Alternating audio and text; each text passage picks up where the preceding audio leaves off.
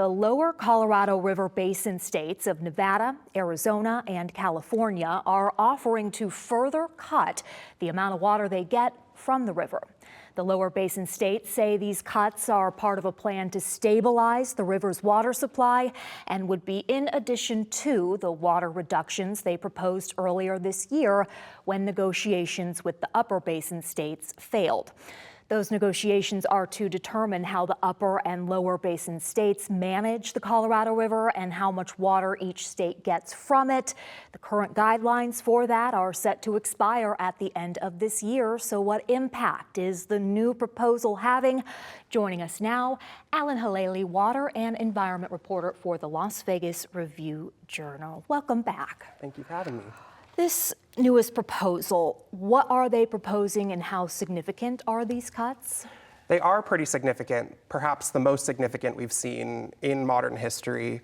We're talking about cuts to the tune of 3.2 million acre feet across these three states.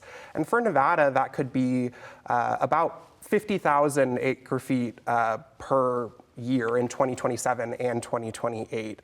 And beyond that, the states are exploring how they could potentially add 700,000 acre feet to that total.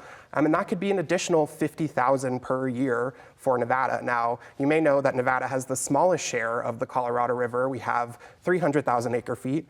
We routinely operate within those boundaries. Last year, our water use came in just below 200,000 acre feet, but if this goes through as proposed, this could be the time where we take almost a third of a cut in our water allocations, and that's just where the negotiators are at this point in trying to stabilize the system in this historically dry year.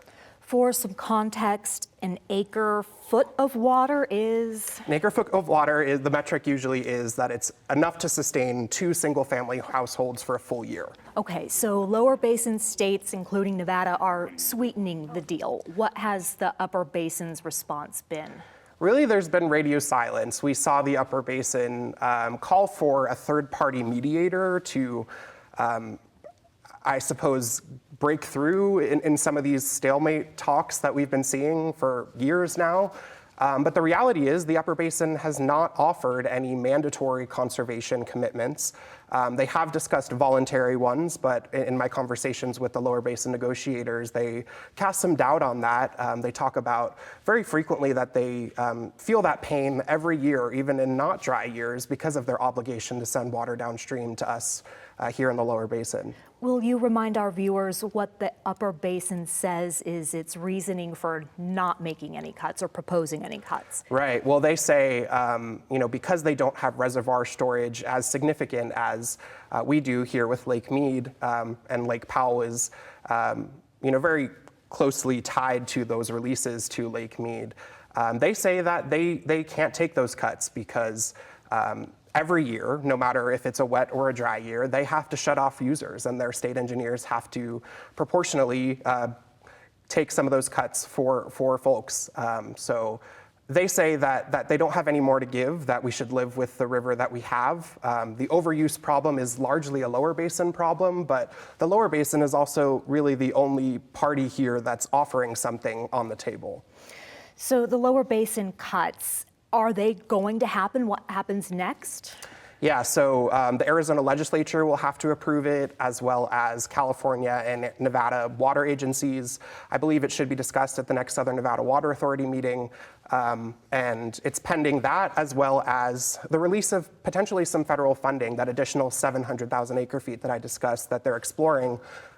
They say very clearly that they cannot do that without some additional federal funding. Okay, so the operating guidelines expire at the end of this year. Correct. The new proposals from the lower basin extend this out to 2028. I mean, am I saying that correctly? Would that push these negotiations back, give more time?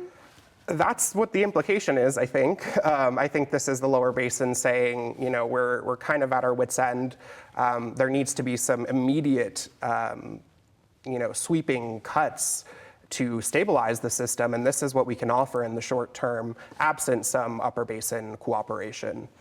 If there is no deal reached, then the federal government will step in, but they are already stepping in. What actions have they taken? Yeah, so this year they released water from Flaming Gorge Reservoir, which is upstream of Lake Powell, into Lake Powell to avoid a scenario where they might not even be able to send water downstream to Lake Mead because of the plumbing problems there. And in addition to that, they are reducing the releases from Lake Powell into Lake Mead by more than 1 million acre-feet. So that's significant, not in any tangible way for our water supply at the moment, but as soon as this fall, we could see about a 40% reduction in hydropower generation at Hoover Dam.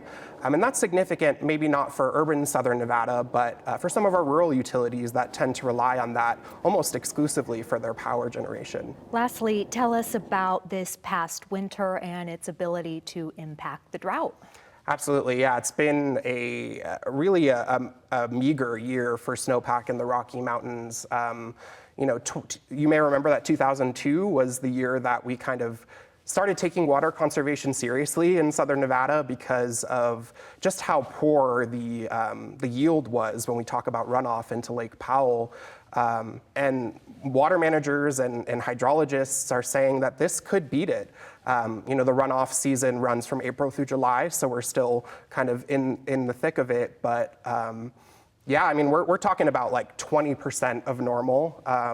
And that's particularly concerning. I mean, you probably see a lot of headlines about runoff and snowpack, but this year is the one that really is going to put the system to the test. Alan Halali, Las Vegas Review-Journal, thank you for joining Nevada Week. Thank you.